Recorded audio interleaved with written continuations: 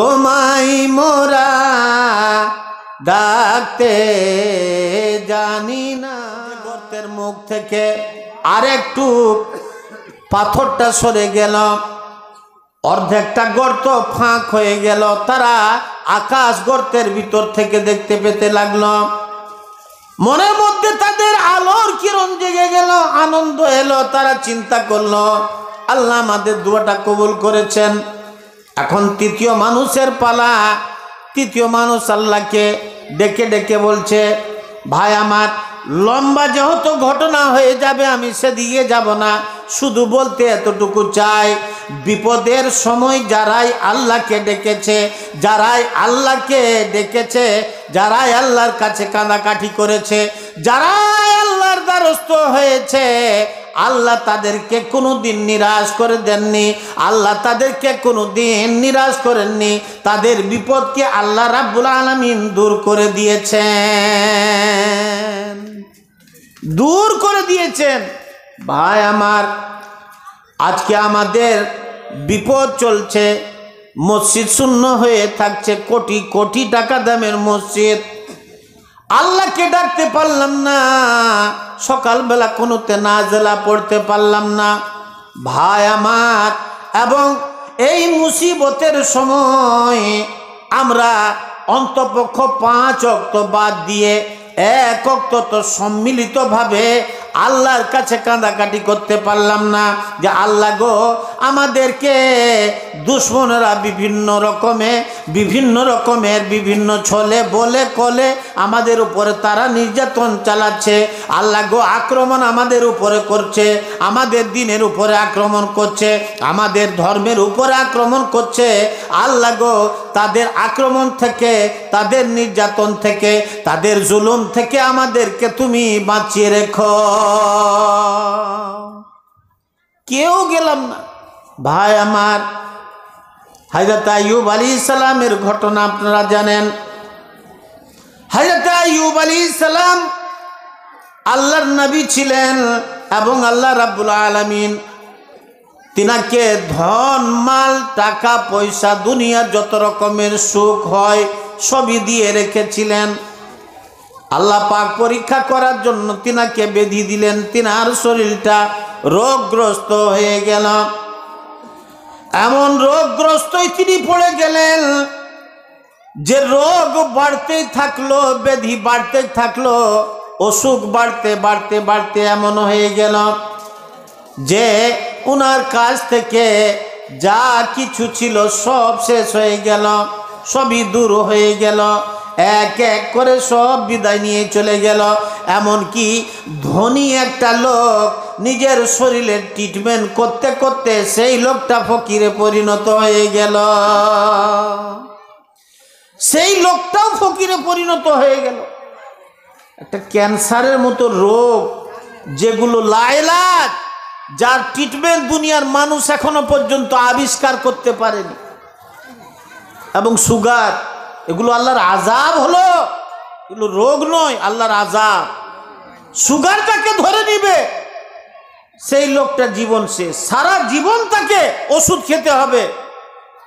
আর যখন যুবক ছিল, তাগড়া ছিল, হাট্টা কাট্টা ছিল, শরীরে যখন যৌবন ছিল, তখন সে কোনোদিন ফজরের সময় উঠেনি মুয়াজ্জিনের আজান শুনে।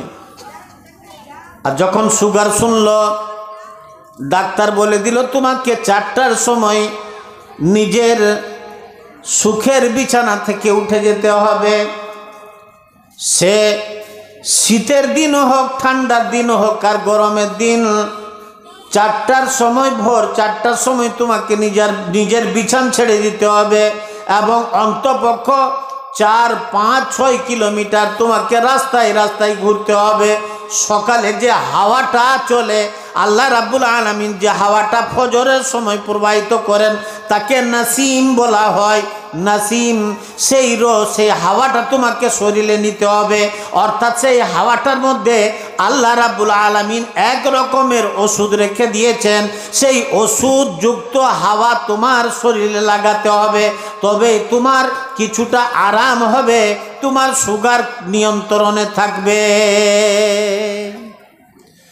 ফজরের আজানের সময় কোনোদিন উঠার ক্ষমতা হয়নি, ডাক্তার বলে দিল তোমাকে ভোর 4টার সময় উঠতে হবে, উঠে গেছে। দেখছেন না টাউন বাজারে পাড়া গ্রামে কত সময় দেখবেন 10 জন 15 জন, এমনকি মেয়ে ছেলেগুলো কতগুলো ঘুরে বেড়াচ্ছে। 4টার সময় উঠে সকালের হাওয়া তাকে নিতে হবে শরীরের মধ্যে। ভাই আমার, সারা জীবন ওষুধ খেয়ে খেয়ে এবং 15 দিনে একবার আপনাকে সুগার টেস্ট করতে হবে। কড়া ওষুধ খেয়ে খেয়ে কিডনি ড্যামেজ হয়ে গেল, প্রেশার বেড়ে গেল, পরিশেষে সেই লোকটা কিডনি ফেল হয়ে যাওয়ার কারণে মারা পড়ে গেল, কেউ হার্ট অ্যাটাক হয়ে মারা পড়ে গেল, কেউ আবার স্ট্রোক হয়ে মারা পড়ে গেল, তার জীবনটা শেষ হয়ে গেল। আর যার একবার ক্যান্সার লেগে যাবে সে রোগটাও লাইলাজ, দুনিয়ার কোনো জায়গাতে তার ট্রিটমেন্ট হবে না। আর যদি ট্রিটমেন্ট হয় তাহলে লক্ষ লক্ষ টাকা শুধু আপনাকে কোনো রকম করে বাঁচিয়ে রাখবে ডাক্তার, তাও বলে দিবে। ডাক্তারের সাজেশনের বাইরে আপনি নিজের বাহাদুরি করতে যেয়েন না, নচেত শেষ আপনার জীবন। তখনও মাসে মাসে নয়, 15 দিনে যখনই ডাক্তার বলবে তোমাকে 15 দিনে 1 মাসে এসে একবার চেক আপ করে যেতে হবে, ও চেক আপ করতে শুরু করলো। এরা মরণব্যাধি, লাইলাজ, এর কোনো ট্রিটমেন্ট নেই। ভাই আমার, মা বোনেরা আমার, হযরতে আইয়ুব আলাইহিস সালামকে আল্লাহ রাব্বুল আলামিন এমন ব্যাধি দিলেন যে ব্যাধিটা কোনো রকমে ঠিক হলো না, বাড়তেই থাকলো, সারা শরীরটাতে ঘায়ে পরিপূর্ণত হয়ে গেল, মুসিবতের শিকার হয়ে গেলেন, যত ধন সম্পদ ছিল সব শেষ হয়ে গেল। এমনকি আত্মীয় স্বজনের চোখেও খারাপ হয়ে গেল। একটা মানুষ যদি দীর্ঘদিন নিজের বাড়িতে অসুস্থ অবস্থায় খাটিতে পড়ে থাকে, চকিতে পড়ে থাকে, তাহলে সেই লোকটার পরিবারের লোকগুলো তার প্রতি রেগে যায়, তাকে ঠিক মতো দেখাশোনা করে না, তাকে ঠিক মতো খেতে দেয় না, তার সেবা যত্ন ঠিক মতো হয় না। অনেক লোক দুনিয়াতে আছে, আমি একের পর এক বলতে যাব না, শুধু বলছি মুসিবতের সময় দুনিয়ার কোনো মানুষ কাজ আসবে না আল্লাহ ছাড়া। হযরত আইয়ুব আলাইহিস সালাম যখন নিরাশ হয়ে গেলেন দুনিয়ার লোকের কাছ থেকে, আল্লাহকে বলছেন রাব্বি আন্নী মাসানিয়াজ-জুর ওয়া আনতা আরহামুর রাহিমিন। আল্লাহ গো, তুমি আমাকে বিপদ দিয়েছ, আল্লাহ যদি তুমি এই বিপদ থেকে আমাকে উদ্ধার না করো, দুনিয়ার কোনো মানুষ আমাকে উদ্ধার করতে পারবে না। আল্লাহ গো, দুনিয়ার লোকের কাছে আমি এলাজ করলাম, ট্রিটমেন্ট করলাম, চিকিৎসা আমারও হলো, কেউ আমাকে ভালো করতে পারলো না। আল্লাহ গো, তোমার দেওয়া বিপদ দুনিয়ার মানুষের পক্ষে ট্রিটমেন্ট করা সম্ভব হবে না। আল্লাহ গো, তুমি আমাকে বিপদ দিয়েছ, তুমি আমাকে উদ্ধার করো। তুমি যদি বিপদ থেকে আমাকে উদ্ধার না করো, দুনিয়ার কোনো মানুষ আমাকে উদ্ধার করতে পারবে না, কেউ পারবে না। দোয়া করতে লাগলেন। ভাই আমার, মা বোনেরা আমার, আল্লাহ রাব্বুল আলামিন ওনার দোয়াকে কবুল করলেন। আল্লাহ রাব্বুল আলামিন কবুল করার পরে ওনাকে জানিয়ে দিলেন, ও আইয়ুব, বৃষ্টি হবে, তোমার ওষুধ হলো বৃষ্টিতে তুমি স্নান করে নাও, গোসল করে নাও। যখনই বৃষ্টি হবে তুমি স্নান করে নিও, স্নান করার সঙ্গে সঙ্গে তোমার রোগ ভালো হয়ে যাবে, এবং যা কিছু তোমার কাছ থেকে আমি নিয়ে নিয়েছি সমস্ত আবার তোমাকে ফিরিয়ে দেব। আল্লাহ রাব্বুল আলামিন তাই করলেন। আল্লাহ রাব্বুল আলামিন আবার ওনাকে সুস্থ করে দিলেন, ওনাকে ভালো করে দিলেন, আর যতটা নিয়েছিলেন তার থেকে ডবল আল্লাহ পাক ওনাকে দিলেন। দেখলেন, বিপদের সময় আল্লাহকে যারা ডাকে আল্লাহ তাদের সাহায্য করেন, ফেলে দেন না। হযরতে ইউনূস আলাইহিস সালাম মাছের পেটে চলে গেলেন, মাছ তাকে গিলে ফেলল। হযরতে ইউনূস আলাইহিস সালাম মাছের পেটে গিয়ে আল্লাহকে ডাকছেন, আল্লাহকে ভুলে যাননি। মাছের পেট থেকে কে উদ্ধার করবে? সমুদ্রের মধ্যে মাছ চলে গেছে, ওখানে কোনো লোক নেই, কোনো জন নেই, কারো সাহায্য পাবে না। আমি আপনি যদি দুনিয়ার কোনো জায়গাতে দুর্ঘটনার শিকার হয়ে যাই, আমার আপনার যদি বালা মুসিবত হয়ে যায়, কেউ না কেউ সাহায্য করার জন্য এগিয়ে আসে। সেটা আমার পরিবার হোক আর আপনার পরিবার হোক, আমার লোক হোক আর আপনার লোক হোক, মুসলিম হোক আর গায়ের মুসলিম হোক, যে কোনো লোক হোক না কেন, যদি তারা একটা মানুষকে বিপদের মধ্যে দেখে, তাহলে তারা কেউ চুপচাপ বসে থাকবে না, সেই লোকটাকে বিপদ থেকে উদ্ধার করার জন্য আপ্রাণ চেষ্টা করবে।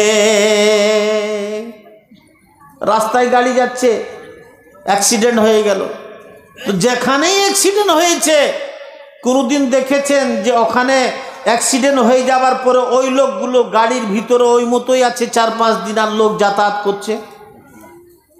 কেউ বলতে পারবেন না।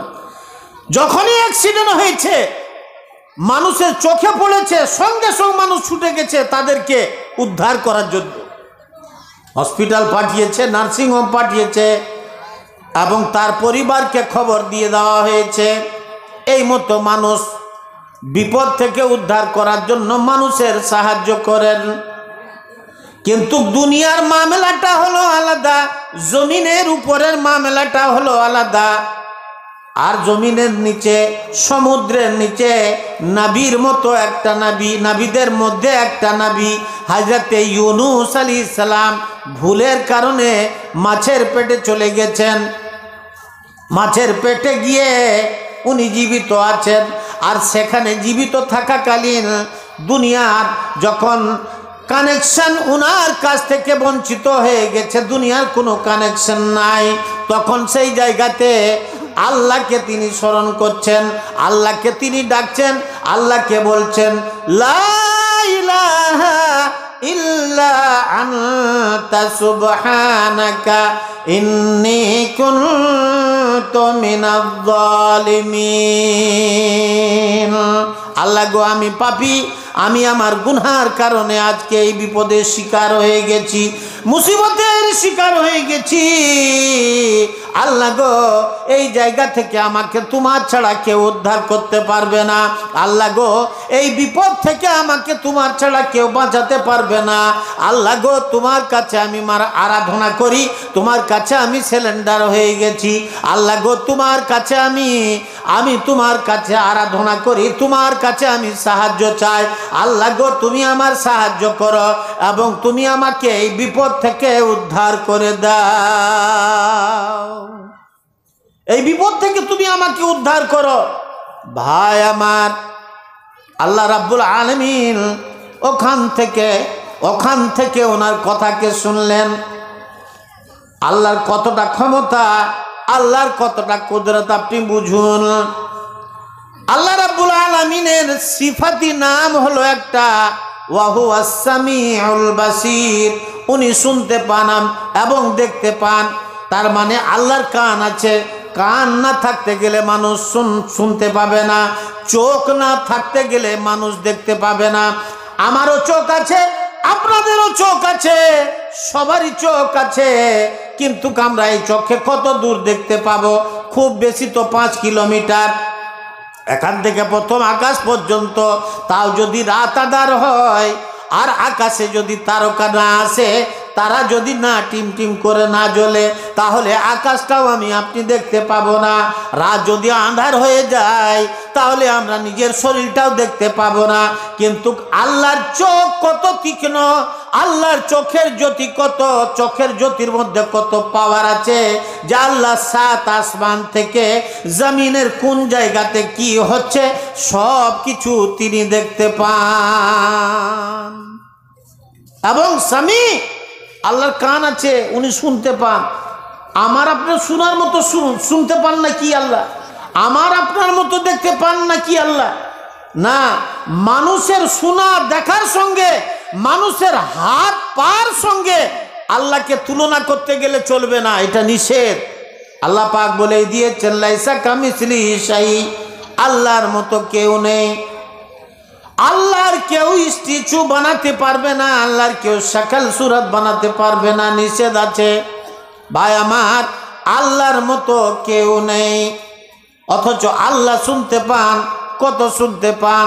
আপনি চিন্তা করেন, একটা মাছ সমুদ্রের গভীরে সে ঘোরাঘুরি করছে, খেলাখেলি করছে, দৌড়াদৌড়ি করছে, আর সেই মাছের পেটের ভিতরে হযরতে ইউনূস আলাইহিস সালাম পড়ে আছেন, আধমরা হয়ে ওখানে পড়ে আছেন। ওখান থেকে আল্লাহকে ডাকছেন মনে মনে, হাত উঠিয়ে দোয়া করার মতো ক্ষমতা নেই। ভাই আমার, মনে মনে আল্লাহ পাককে উনি ডাকছেন, আল্লাহকে বলছেন, আল্লাহ গো, আমি ভুল করেছি, অন্যায় করেছি, ভুলের কারণে আজকে আমি মুসিবতের শিকার, আল্লাহ পরেশানির শিকার, আল্লাহ আমি বিপদগামী, আল্লাহ এখান থেকে তোমাকে আমি ডাকি, আল্লাহ গো তুমি আমার ডাকে সাড়া দাও, আল্লাহ গো তোমার কাছে আমি সাহায্য চাই, তুমি আমাকে সাহায্য করো এবং তুমি আমাকে এই বিপদ থেকে উদ্ধার করে দাও। এক ডেকেছেন ইউনূস নবী মাছের পেটে রইলেন পড়ি, এক ডেকেছেন ইউনূস নবী মাছের পেটে রইলেন পড়ি। 40 দিন ভরা রইলেন পড়ি, হজম হলো না, ডাকতে জানি না, খোদা গো তোমায় মোরা ডাকতে জানি না, ডাকার মতো ডাকিলে খোদা তুমি কেন শুনবে না, ডাকতে জানি না,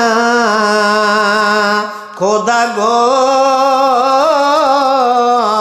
তোমায় মোরা ডাকতে জানি না। ভাই আমার, আল্লাহ রাব্বুল আলামিন বারবার বলছেন, আম্মাই ইউজিবুল মুজতাররা ইযা দা, আম্মাই ইউজিবাল মুজতাররা ইযা দা ওয়া ইয়াকশিফুস সু। যদি কোনো বিপদগামী মানুষ আমাকে ডাকে, আমার সাহায্য চায়, আমি আল্লাহ তাকে সাহায্য করি, তার বিপদ থেকে তাকে আমি উদ্ধার করে দিই। ভাই আমার, আমি কতবার বলবো, আমরা কোন ব্রেনের মানুষ?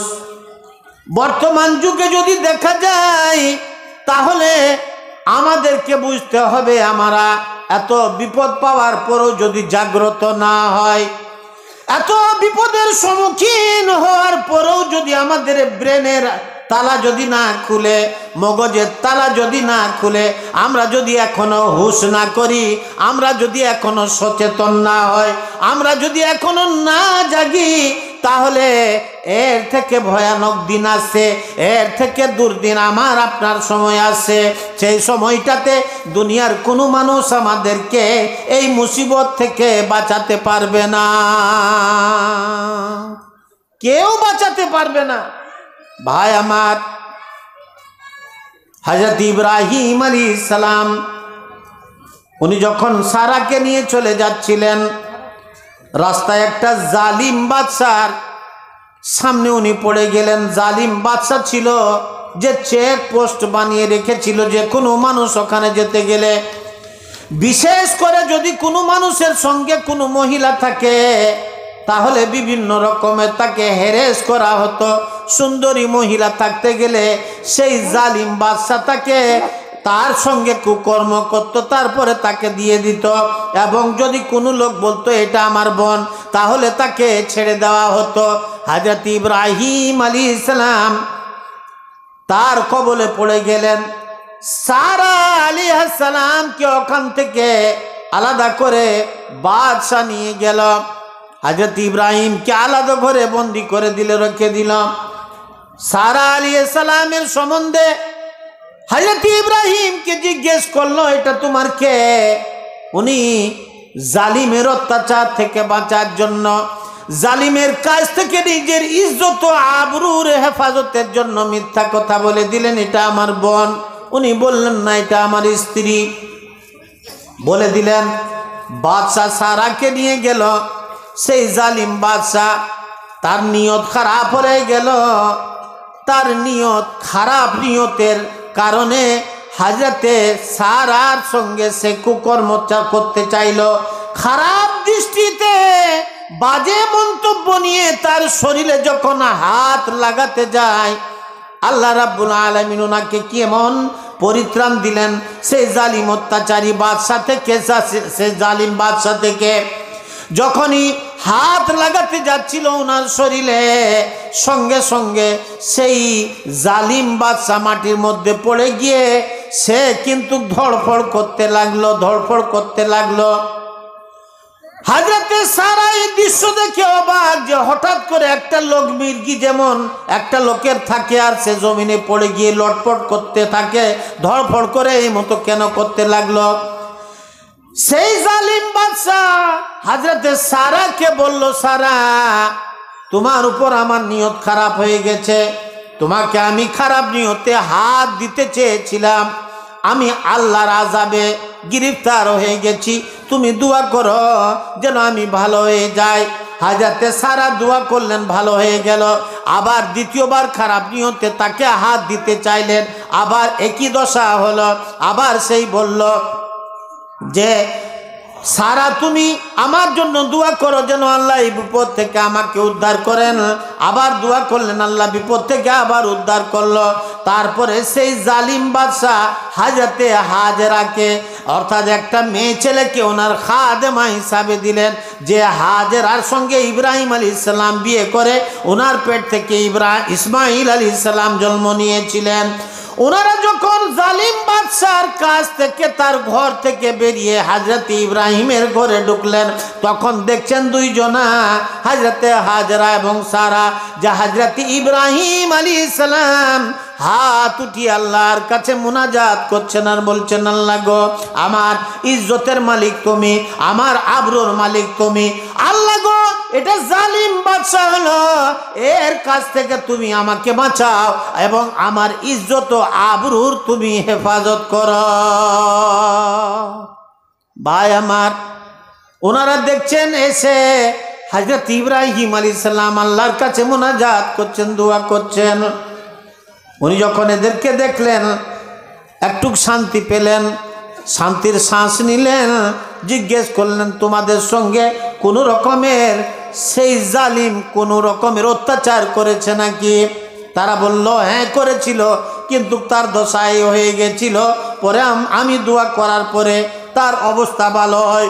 পরিশেষে এই মেয়েটিকে, যার নাম হাজেরা, আমাদের খাদেমা হিসাবে, আমাদের খাদেমা হিসাবে সে আমাদেরকে তোহফা দিয়েছে, দান দিয়েছে।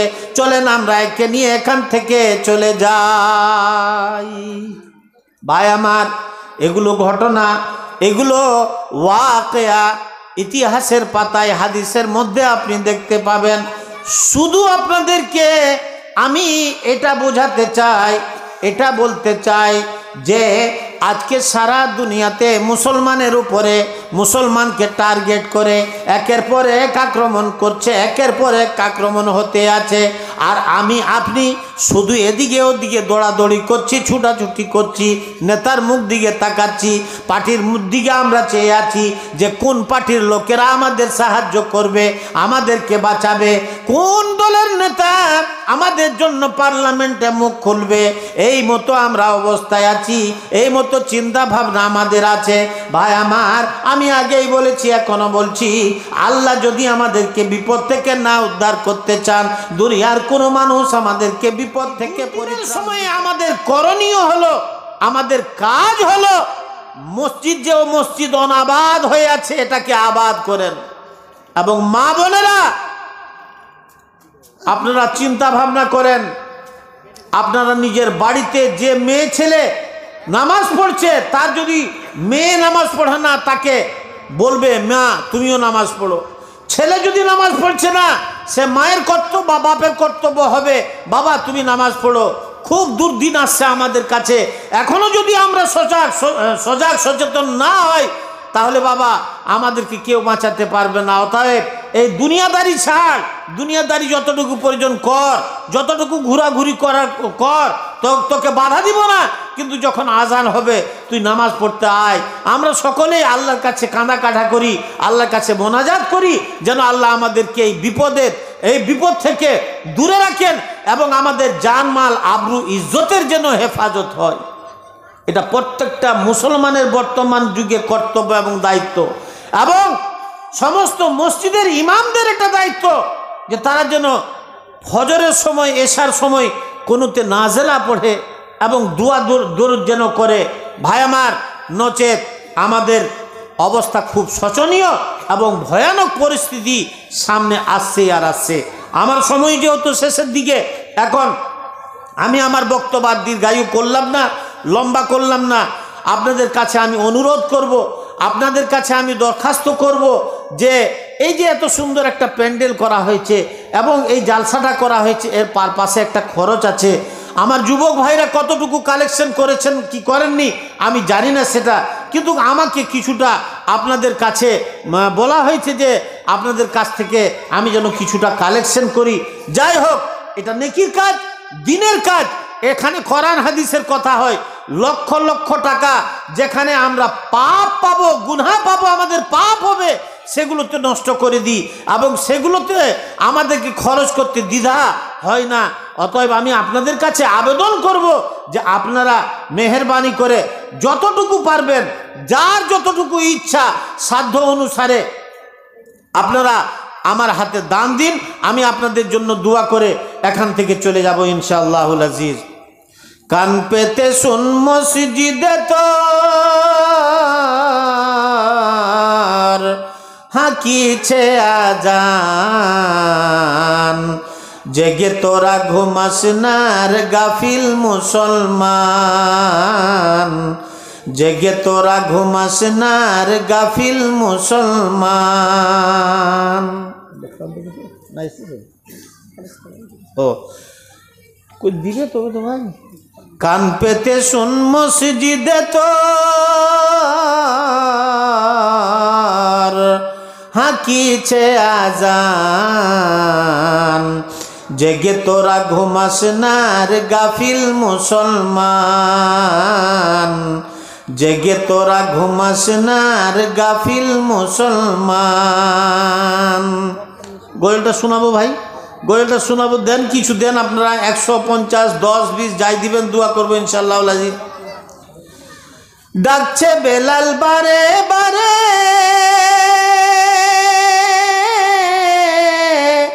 চোখ মুদে আর থাকিস না রে, ডাকছে বেলাল বারে বারে, চোখ মুদে আর থাকিস না রে, ঘুম থেকে তোর নামাজ ভালো, ঘুম থেকে তোর নামাজ ভালো, খোদার ফরমান, জেগে তোরা ঘুমাস না রে গাফিল মুসলমান, জেগে তোরা ঘুমাস না রে গাফিল মুসলমান। কান পেতে শুন মসজিদে তোর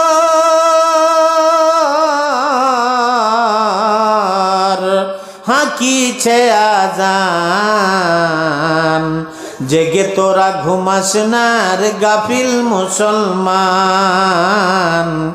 জেগে তোরা ঘুমাস না রে গাফিল মুসলমান। আলহামদুলিল্লাহ রাব্বিল আলামিন, ওয়াসসালাতু ওয়াসসালামু আলা সাইয়্যিদিল মুরসালিন ওয়া আকিবাতুল মুত্তাকিন। রাব্বুল আলামিন আমার দুই ভাই মিলে 200 টাকা, এক ভাই 50 টাকা, এক ভাই আবার 50 টাকা, আর মা বোনের পক্ষ থেকে 20 টাকা দান এসছে। মাওলা, মাওলা গোয়েদের দানকে তুমি সাদরে গ্রহণ করো।